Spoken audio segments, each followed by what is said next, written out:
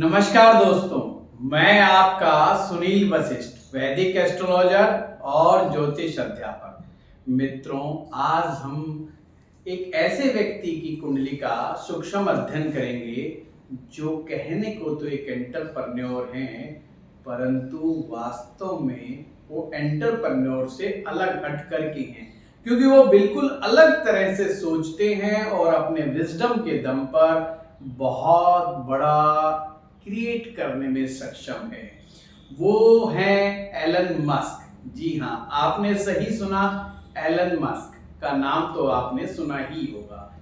ये वही Elon Musk हैं जिनका ये वही एलन मस्क हैं जो टेस्ला कंपनी के सीईओ हैं, जो को फाउंडर रहे हैं पेपैल कंपनी के और स्पेस एक्स कंपनी के मालिक हैं।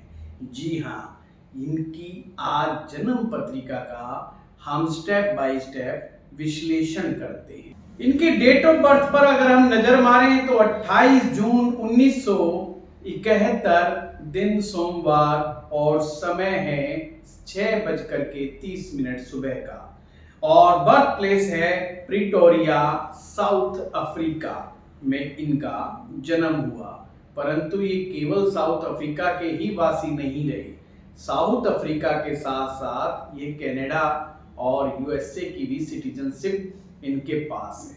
अब चलते हैं इनकी जन्म पत्रिका पर।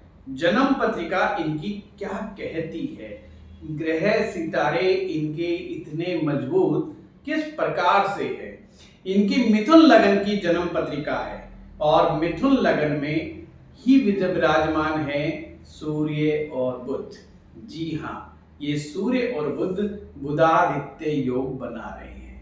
बुधादित्य योग जाना जाता है नेम फेम के लिए और अपने इंटेलिजेंस के लिए, परंतु ये जो सूर्य बुध माना जाता है कि एक सामान्य योग है।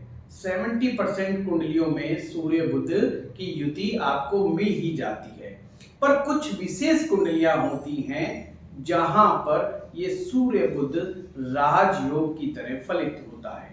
अब इस कुंडली में सूर्य बुध का बुधादित्य योग क्यों विशेष है, इसको समझने की जरूरत है। यहाँ पर बुध ग्रह जो हैं अपनी ही राशि के हैं, लगन स्थान पर बहुत इंपॉर्टेंट रोल यहाँ पर बुध ग्रह निभा रहे हैं। इसे लग्नाधिपति योग भी आप कह सकते हो। लग्नाधिपति योग का मतलब है लगन का स्वामी यदि लगन स्थान पर ही विराजमान हो जाए तो ऐसा व्यक्ति अपने व्यक्तित्व, अपनी सोच के दम पर जीवन में ऊंचाइयां प्राप्त करता है। और इसको साथ मिला है सूर्य ग्रह का। सूर्य ग्रह भी तो नेम फेम मान सम्मान के कारक ग्रह हैं और कारक है जीवन में ऊंचाइयों पर चढ़ने के। सूर्य का प्रकाश जिस प्रकार से धरती के हर कोने तक पहुंचता है, ऐसे ही व्यक्ति का नाम भी धरती के हर कोने तक पहुंच जाता है। ये दो योग आपस में मिल करके बहुत ही शानदार कॉम्बिनेशन बना रहे हैं। एक और बात, किसी विद्वान ने कहा है यदि बुध ग्रह लगन स्थान पर विराजमान हो और अकेले ना बैठे हों तो वह बुध समझिए कि श्री हरि विष्णु जी का आशीर्वाद, भगवान नारायण का आशीर्वाद है। वो नारायण जो हम सभी के पालन करता है, उनके आशीर्वाद से व्यक्ति खुद का तो जीवन व्यतीत बहुत अच्छा करता ही है और वो अन्य लोगों को भी रोजगार देने में सक्षम होता है। ये तो आप सभी जानते ही हैं कि एलन मस्क साहब जो हैं टेस्ला कंपनी के सीईओ हैं, यानी कि चीफ एग्जीक्यूटिव ऑफिसर हैं, और उनके हाथ में बहुत ज़्यादा सामर्थ्य परमात्मा ने दिया है। नारायण का आशीर्वाद है। नारायण वो ही जो हम सभी का भोजन की व्यवस्था करते हैं, हम सभी का पेट भरते हैं। जी आए, चलते हैं अब सेकंड हाउस पर। सेकंड हाउस में बैठे हुए हैं केतु भगवान। सेकंड हाउस में केतु को वैसे तो अशुभ ही माना जाता है, परंतु ध्यान रहे मित्रों, अगर राहु केतु अगर ये स्थितियां बहुत सुंदर बन जाए, इक्वेशनली बहुत अच्छी हो जाए, तो ये समझ लीजिएगा ये राहु केतु दो ऐसे ग्रह हैं जो लिमिट को क्रॉस कर जाते हैं। जैसे केतु यहाँ पर धन भाव में बैठे हैं तो ये इसने धन की लिमिट को क्रॉस कर दिया है, एक लिमिटलेस बना दिया है। ये अपने जीवन में चाहे जितना मर्जी धन अर्जित कर सकते हैं, परंतु एक नियम यहाँ पर और लगता है, जब भी सेकंड हाउस में पाप ग्रह विराजमान होता है, धन तो वो जितना मर्जी कमा ले, पर धन काफी स्ट्रगल से आता है। जी हाँ, एलन मस्क साहब के जीवन में भी बहुत ज्यादा संघर्ष से भरा रहा है। उन्होंने हर पल रिस्क लिया है, और एक ऐसा रिस्क जो बिल्कुल अंधा रिस्क जिसे आप कह सकते हैं। यदि आपको उनकी लाइफ स्टोरी को पढ़ने का मौका मिले तो इसे बिल्कुल इस मौके को मत चूकिएगा, जरूर पढ़िएगा। बहुत इंस्पायरिंग स्टोरी है एलन मस्क साहब की। पूरे 10 घंटे डेली स्टडी करना ये उनका काम है। मात्र 5 से 6 घंटे ही सो पाते हैं, या इन्हें ज़्यादा सोना पसंद ही नहीं है। लोगों के साथ लोगों की बातों को बहुत ध्यानपूर्वक सुनते हैं और उन्हें समझने का प्रयास करते हैं। पुस्तकें पढ़ने का तो शौक है इनको, हर नई पुस्तक का अध्ययन बड़ी गहराई के साथ करते हैं। वैसे तो एक नियम भी है कि जो व्यक्ति बहुत ज़्यादा ऊंचाइयों पर जाता है, पढ़ना उसके लिए आवश्यक है। वैसे मैं यहाँ पर बता दूं, बुध ग्रह का संबंध भी रीडिंग और राइटिंग से होता है। जैसे जैसे आप पुस्तकों का अध्ययन करते हैं, नई नई चीजें सीखते रहते हैं, तो आपका मरकरी एक्टिवेट होता है। और इनकी जन्म पत्रिका में तो लगन के स्वामी ही बुध ग्रह हैं। जी हाँ, लगन का स्वामी ग्रह जो होता है वो ही जीवन में ग्रोथ डिसाइड करता है, और 4th हाउस के मालिक भी यहाँ तो बुध ग्रह हैं। इसलिए ध्यान रहे कि बुध ग्रह इनके जीवन में लग्जरी, प्रॉपर्टी, एसेट्स का सुख भी इन्हें बुध ग्रह से ही प्राप्त हो रहा है। अब चलते हैं जन्म पत्रिका के तीसरे भाव पर। तीसरे भाव में विराजमान है चंद्र ग्रह। एक यहाँ पर नियम मैं बताता हूँ आपको। चंद्र ग्रह जिस भाव पर भी विराजमान होते हैं उसका सौंदर्य बढ़ा देते हैं, या आप ऐसा कह सकते हो कि चंद्रमा ब्यूटिफिकेशंस का प्लेनेट है, ब्यूटीफाई कर देता है। जिस हाउस में बैठता है उस हाउस को ब्यूटीफाई कर देता है। तीसरे भाव का संबंध पराक्रम से है, तीसरे भाव का संबंध सामर्थ्य से है, शक्ति से है। और ये भाव में जब चंद्रमा होता है तो शक्ति और सामर्थ्य को, पराक्रम भाव को 4 चांद लग जाते हैं। दूसरा नियम, यदि तीसरे भाव में कोई शुभ ग्रह बैठे तो वो 9वें भाव पर अपनी 7वीं दृष्टि से भाग्य को शुभता प्रदान करता है। जी हाँ, कुछ लोग ऐसा मानते हैं कि जिनके कुंडली में तीसरे भाव में राहु, मंगल और शनि विराजमान होते हैं तो व्यक्ति पराक्रमी होता है। ये एक दृष्टिकोण है ग्रह को देखने का। परंतु दूसरा दृष्टिकोण ये भी है कि अगर शुभ ग्रह तीसरे भाव में बैठेंगे तो वो उस व्यक्ति को बहुत आसानी से सफलता मिल जाती है, जैसे यानी कि उसका लक साथ देता है। जैसे आप कुंडली में देख रहे होंगे कि तीसरे भाव का जो स्वामी है वो सूर्य है और वो लगन पर बैठा है। ये 3rd हाउस को और ज्यादा मजबूत कर देता है, यानी कि व्यक्ति अपना पराक्रम, अपना 100% किसी भी प्रोजेक्ट में देता है, और वही कारण है कि उसे सफलता मिलती है। पर यह सफलता का कोई 100% रूल नहीं है कि कोई व्यक्ति बहुत ज्यादा हार्ड वर्क करे और उसे सफलता मिल जाए। ऐसी सफलता प्राप्त करने के लिए भाग्य का साथ देना बहुत जरूरी है। यही मैं आपको समझा रहा हूं। यहाँ पर तीसरे भाव में बैठा हुआ चंद्रमा भाग्य पक्ष को शुभता प्रदान कर रहा है। यही कारण है कि इनके भाग्य में काफी शुभता है। अदरवाइज तो ये इतने बड़े बड़े रिस्क लेते हैं कि कोई देखे तो देखता रह जाए। दांतों तले आप उंगलियां दबा लेंगे जब आप इनकी लाइफ स्टोरी को पढ़ेंगे। तो पढ़िएगा जरूर, बहुत ही शानदार इंसान है, बहुत ही जानदार इंसान है। मैंने जब इनकी स्टोरी को पढ़ा तो गदगद हो गया और दिल किया इनके ऊपर तो वीडियो बनाना बनता है। अब चलते हैं कुंडली के चतुर्थ भाव पर। चतुर्थ भाव में आप अगर देखें तो चतुर्थ भाव के स्वामी ग्रह बुध है, जो कि लगन पर विराजमान है। आप यहां से गिनना आरंभ करें, जहां जहां पर भी फोर्थ हाउस है, जैसे ये आपका फोर्थ हाउस है, ये फोर्थ हाउस होता है मित्रों। यहां फोर्थ हाउस को फर्स्ट हाउस मान करके गिने, 1 2 3 4 5 6 7 8 9 10, यानी कि ये जो बुध ग्रह है ये बैठा है अपने भाव से 10वें स्थान पर। 10वां भाव सक्सेस का हाउस भी कहा जाता है, यानी कि फोर्थ हाउस से रिलेटेड चीजों में इन्हें सफलता प्राप्त होगी। बहुत ही अच्छा योग माना जाता है। जिस व्यक्ति का चतुर्थेश लगन पर विराजमान हो जाए, यानी कि चतुर्थ भाव का स्वामी अपने से 10वें भाव में चला जाए, उसके पास जीवन में किसी भी प्रकार की लग्जरी की कोई कमी नहीं होती। हर प्रकार का ऐशो आराम का सामान उनके जीवन में उपलब्ध होता है। अब चलते हैं 5वें भाव पर, पंचम भाव, जहां पर तुला राशि विराजमान है और तुला राशि के स्वामी होते हैं शुक्र देव।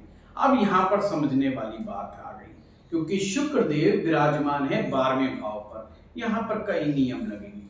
पहला नियम, क्या शुक्र ग्रह के 12वें में बैठने पर कोई शुक्र को दोष लगता है? जी नहीं, शुक्र ग्रह उल्टा है। यह ग्रह जब 12वें भाव में होता है तो अच्छा माना जाता है, उत्तम माना जाता है।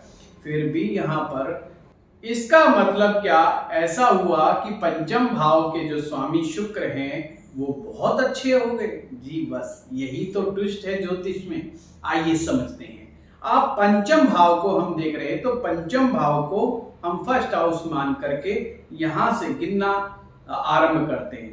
First, second, third, fourth, fifth, six, seventh और 8। अगर आप शुक्र को देखें तो शुक्र अपने से अष्टम भाव पर विराजमान है। जी हाँ, अष्टम भाव में जाकर के ग्रह कमजोर पड़ जाता है। यानी कि पंचम भाव से हम देखते हैं प्रेम संबंधों को, पंचम भाव से हम देखते हैं संतान को, पंचम भाव से हम देखते हैं भगवान की भक्ति को, यानी कि इष्ट देवी देवताओं को। अब इस भाव का स्वामी अपने से षडाष्टक योग बना करके बैठ गया। इन सभी चीजों में, यानी कि प्रेम में, भक्ति में, संतान के सुखों में ये कमी पैदा कर देता है। यही कारण है कि इनके जीवन में 3 शादियां हुई और तीनों की तीनों सही ढंग से नहीं चल पाई और उनके जीवन में डिवोर्स हो गया। ये विवाह की कहानी कैसे होती है, आइए अब हम देखते हैं और सीधा चलते हैं सप्तम भाव पर। सप्तम भाव है विवाह का भाव, जिसके स्वामी हुए गुरुदेव बृहस्पति। और गुरुदेव बृहस्पति अपने से 12वां, यानी कि अगर आप सप्तम भाव को फर्स्ट हाउस मान करके गिनना आरंभ करेंगे तो जब पहुंचेंगे 6ठे भाव तक तो वहां तक हो जाएगा अष्टम भाव, सॉरी वहां तक हो जाएगा 12वां भाव। और 12वां भाव लॉस हाउस भी माना जाता है। जी हाँ, इसे लॉस हाउस भी कहते हैं। अब इसका क्या मतलब हुआ? सप्तम भाव का स्वामी अपने से 12वां बैठा है और ये लॉस ऑफ मैरिज को दिखाता है। इसके एक तरफ बृहस्पति है तो दूसरी तरफ राहु और मंगल जैसे ग्रह विराजमान है। ये एक प्रकार का पाप मदत्व योग भी कहलाता है। यही कारण है इनकी 3 शादियां हुई और तीनों ढंग से नहीं चल पाई। छठे भाव को अगर हम देखें, छठा भाव बड़ा देखने योग्य है। छठे भाव का स्वामी है मंगल और मंगल विराजमान है अष्टम भाव में, वो भी उच्च के होकर के। छठे भाव के स्वामी है मंगल और मंगल विराजमान है अष्टम भाव में, वो भी उच्च के होकर के बैठे हुए हैं। और यहाँ पर बनता है विपरीत राजयोग। आप लोग कहेंगे हम लोगों की कुंडलियों में भी विपरीत राजयोग है, पर फलित नहीं हुआ। फलित कैसे होगा, एक सूत्र मैं आज आपको बताता हूँ। जब भी छठे भाव का स्वामी 8वें में या वाइस वर्सा अष्टम का स्वामी छठे में चला जाए तो विपरीत राजयोग बनता है, पर बनता तभी है जब कोई पाप ग्रह का साथ मिले, या कोई पाप ग्रह उसके साथ विराजमान हो, या पाप ग्रह की दृष्टि हो। विपरीत राजयोग तभी फलित होता है। इसका तात्पर्य क्या होता है? इसका तात्पर्य है जब आप विपरीत परिस्थितियों में पहुंच जाओ तो उसके बाद आप राइज करना शुरू करते हैं या बहुत ज्यादा राइज कर जाते हैं। आप यहाँ पर देखेंगे जो छठे भाव के स्वामी हैं, जो कि शत्रुओं से लोहा लेने की शक्ति जो होती है वो षष्ठेश के अंदर होती है। षष्ठेश जितना ज्यादा मजबूत होगा, शक्तिशाली होगा, तो व्यक्ति अपने कंपटीटर को बहुत अच्छे ढंग से मात दे सकता है, अपने शत्रुओं को मात दे सकता है और कंपटीशन में हमेशा विजय प्राप्त कर लेता है। साथ में इसको साथ मिला है राहु ग्रह का, तो ये पूर्ण रूपेण जो है विपरीत राजयोग यहाँ पर फलित हो रहा है। अब चलते हैं अष्टम भाव पर। अष्टम भाव में जहाँ पर मंगल और राहु विराजमान हैं। अब मंगल और राहु तो 8वें में जब बैठते हैं तो इसे बहुत अच्छा नहीं माना जाता, क्योंकि 8वें में राहु को चंडाल का रूप कहा गया है। और अष्टम भाव का स्वामी जो है वो शनि देव हैं और वो विराजमान है 12वें भाव में। लो जी, समझिए बात को। यहाँ पर भी एक और विपरीत राजयोग बन रहा है। आपको मैं फिर बता दूं, अष्टम भाव का स्वामी यदि 12वें में चला जाए तो भी विपरीत राजयोग बनता है। और यहाँ पर ये विपरीत राजयोग भी पूर्णतया फलित हो रहा है। कैसे? राहु की 5वीं दृष्टि यहाँ पर इस योग पर पड़ रही है, यानी कि शनि ग्रह पर राहु की 5वीं दृष्टि पड़ रही है। इसलिए ये एक और विपरीत राजयोग जो इनकी कुंडली में सफल हो रहा है बनने में। तो आपको समझा, आपको मैं फिर बताता हूँ। छठे भाव का स्वामी 8वें में बैठा है, 8वें का स्वामी 12वें में बैठा है, और दोनों ही भाव पर पाप ग्रह का दृष्टि संबंध है या पाप ग्रह साथ विराजमान है। जी हाँ, इनके जीवन में ये विपरीत परिस्थितियों से बहुत ऊपर उठ करके आज ऐसे आयाम पर खड़े हो गए हैं। 2016 में ये 40वें नंबर के richest person of the world थे, यानी 40वां स्थान है इनका अमेरिका के अंदर। अब चलें इनकी बात करते हैं हम नवम भाव की। नवम भाव के स्वामी हैं शनिदेव। जी हाँ, और वो अपने से चतुर्थ भाव में शुक्र ग्रह के साथ विराजमान है। शुक्र ग्रह यहाँ पर जो है एक शुभ ग्रह माना जाएगा, क्योंकि मिथुन लगन वालों के लिए शुक्र ग्रह योगाकारी होते हैं। और शुक्र ग्रह यहाँ पर 12वें भाव के मालिक है, 5म भाव के मालिक है। जी हाँ, इसका क्या मतलब हुआ, आइए समझते हैं। 5म भाव का स्वामी, नवम भाव का स्वामी, यानी दोनों ही त्रिकोणेश हैं। ये मालिक एक साथ युति बना गए हैं और वो बेशक 12वें भाव में बैठे हैं, पर ये त्रिकोणों की युति अति शुभदायी मानी गई है। इसलिए ये 12वां भाव जो होता है ये विदेश का भाव होता है। ये जब से इन्होंने अपना देश छोड़ा है और अदर्स देश यानी कि यूएसए में गए हैं, इनकी किस्मत में 4 चांद लग गए हैं। ये बहुत ही सुंदर योग यहाँ पर भी एक योग बना। इसे इन सभी योगों को आप याद कर लीजिए जो इस वीडियो में आपको बताए जा रहे हैं। ऐसे लोग जीवन में बहुत तरक्की उन्नति करते हैं। अब चलते हैं 10म भाव पर। 10म भाव के स्वामी गुरु छठे भाव में विराजमान है। पहले जब हम देख रहे थे तो लग रहा था कि गुरु का छठे में बैठना बिल्कुल भी अच्छा नहीं है, परंतु यहाँ पर भाव से भाव की अगर स्थिति को समझेंगे तो 10म भाव के स्वामी अपने से 9वें स्थान पर विराजमान है। 10म का स्वामी 9वें पर आना यानी कि 10वां भाव कार्य क्षेत्र है और 9वां भाव जो होता है वो माना जाता है भाग्य का। अपने कार्य के अंदर ये बहुत भाग्यशाली हैं। अपनी सफलता के लिए इनका भाग्य बहुत ज़्यादा इनका साथ देता है। जी हाँ, ये स्थिति भी अति उत्तम स्थिति है। और आगे बढ़ते हैं 11वें भाव पर। 11वां भाव के स्वामी मंगल। जी हाँ, ये भी शानदार इक्वेशन बन रही है, उच्च के होकर के अष्टम भाव में। अब 11वें भाव से आप उस स्थिति का आकलन कीजिए। आप गिनना शुरू करें। अपने से दसम स्वामी, अपने से दसम स्थान पर है, क्योंकि मंगल दसम भाव यानी 10वीं राशि में, मकर राशि में उच्च के होते हैं और साथ में विराजमान है वहां पर राहु जैसा ग्रह। जी हाँ, 11वें भाव का स्वामी अपने से दसम में बैठा है। 11वां भाव होता है एक्सपेक्टेड गेन, लाभ भाव। वो अपने से दसम जाना, ये स्थिति व्यक्ति के जीवन में बहुत लाभदायी हो जाती है, क्योंकि वहां पर राहु का साथ मिलना यानी कि नवम भाव का साथ मिलना है, भाग्य साथ दे रहा है, यानी कि ऐसा व्यक्ति एक्सपेक्टेड गेन को अचीव कर लेता है। अब चलते हैं 12वें भाव की तरफ। जी हाँ, 12वां भाव के स्वामी शुक्र जो अपने ही भाव में बैठे हैं। जैसा कि मैंने कहा मित्रों, 12वां भाव जो है वो विदेश यात्रा का होता है। अगर इसको नेगेटिव दृष्टिकोण से देखें तो हॉस्पिटलाइजेशंस का भी होता है और लॉसेस का भी होता है। इनके जीवन में लॉसेस की कहानी और लाभ की कहानी चलती ही रहती है, उतार चढ़ाव इनकी जिंदगी में आता ही रहता है। परंतु तीसरे भाव का स्वामी जब लगन में है तो ऐसा व्यक्ति हार नहीं मानता और जो भी करना चाहता है उसको करके दिखाता है लोगों को। बेशक कुछ नुकसान भी उसको उठाने पड़े, परंतु वो इन नुकसानों की परवाह नहीं करता। और विपरीत राजयोग, दो विपरीत राजयोग की वजह से ऐसा व्यक्ति जीवन में नुकसान की परवाह किए बगैर विपरीत परिस्थितियों में बिल्कुल स्प्रिंग की तरह ऊपर आता है।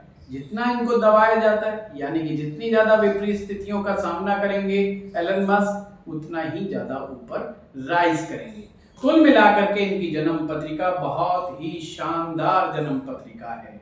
और आपने देखा इनकी कुंडली में ग्रहों की इक्वेशन कितनी शानदार तरीके से बनी हुई है, जो इनकी जीवन की प्रत्येक घटनाओं को बता रही है।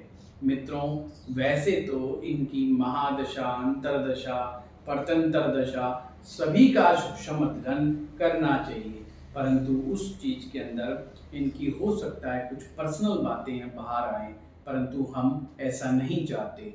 दूसरा एक कारण और भी है कि इससे वीडियो और भी ज़्यादा लंबा बन सकता है। मित्रों, आपको आज का ये वीडियो कैसा लगा हमें कमेंट बॉक्स में ज़रूर लिख करके बताएं। और यदि आप भी अपने मनपसंद का कोई वीडियो बनवाना चाहते हैं तो हमें कमेंट्स बॉक्स में लिखिए या मेल पर हमें ज़रूर लिखिए। व्हाट्सएप भी आप कर सकते हैं, हम आपकी पसंद का वीडियो ज़रूर बनाएंगे। आप हमारे इस चैनल को लाइक करना, सब्सक्राइब करना और शेयर करना ना भूलें। आपका बहुत बहुत धन्यवाद।